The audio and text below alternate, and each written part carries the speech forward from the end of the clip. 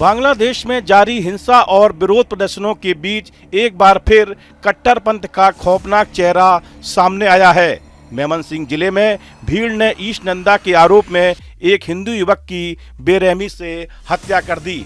मृतक की पहचान दीपू चंद दास के रूप में हुई है, जो एक कपड़ा फैक्ट्री में काम करता था और भालुका उपजिला के दुवालिया के पारा इलाके में किराए पर रहता था।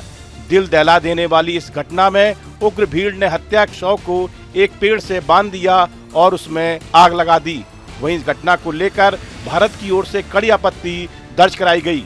कई संगठनों ने इसके खिलाफ विरोध प्रदर्शन भी किया।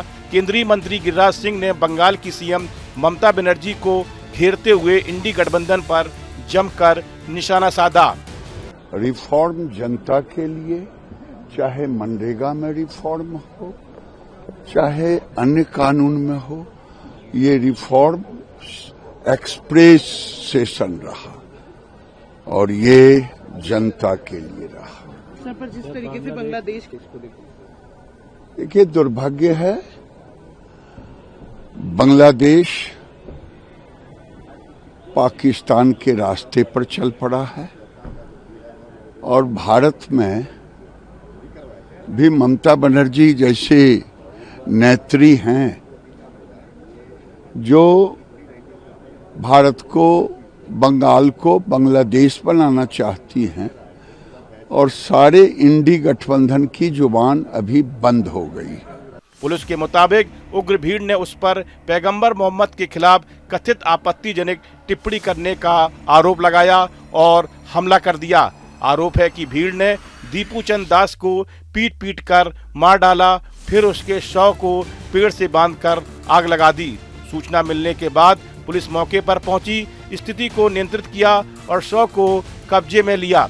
पोस्टमार्टम के लिए शव को मेमनसिंह मेडिकल कॉलेज में भेजा गया है। अब तक इस मामले में कोई औपचारिक एफआईआर दर्ज नहीं की गई है। पुलिस का कहना है कि मृतक के परिजनों का पता लगाया जा रहा है और शिकायत मिलने के बाद कानूनी कार्रवाई शुरू होगी। यह घटना ऐसे समय पर हुई है जब देश हसीना विरोधी नेता शरीफ उस्मान हादी की मौत के बाद व्यापक हिंसा और प्रदर्शनों की चपेट में है। उस्मान हादी शेख हसीना के खिलाफ जुलाई 2024 में हुए छात्र आंदोलन के प्रमुख नेताओं में से एक थे। उन्हें 12 दिसंबर को चुनाव प्रचार के दौरान सिर में गोली मारी गई थी। इसके बाद उन्हें बेहतर उपचार के लिए सिंगापुर ले जाया गया, लेकिन 6 दिन बाद उनकी मौत हो गई। प्रदर्शनकारियों ने ढाका और चटगांव में भारत के खिलाफ नारे भी लगाए और भारतीय राजनीतिक परिसरों पर पत्थरबाजी भी की। बांग्लादेश के मुख्य सलाहकार मोहम्मद यूनुस ने देश को संबोधित करते हुए कहा कि हादी की हत्या के दोषियों को जल्द ही सजा दी जाएगी। उन्होंने यह भी कहा कि हिंसा फैलाने वालों के खिलाफ सख्त कार्रवाई होगी।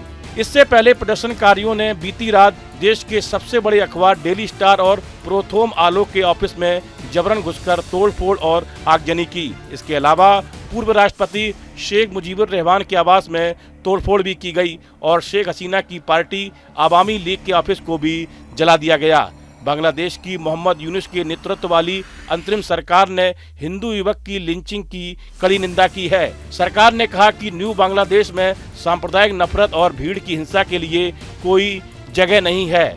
बयान में साफ किया गया कि इस निर्मम हत्या में शामिल किसी भी व्यक्ति को बख्शा नहीं जाएगा और सभी पर सख्त कार्रवाई होगी। सरकार ने नागरिकों से सतर्क रहने की अपील करते हुए कहा कि कुछ अलग थलग आतंकी तत्व देश को अस्थिर करने की कोशिश कर रहे हैं।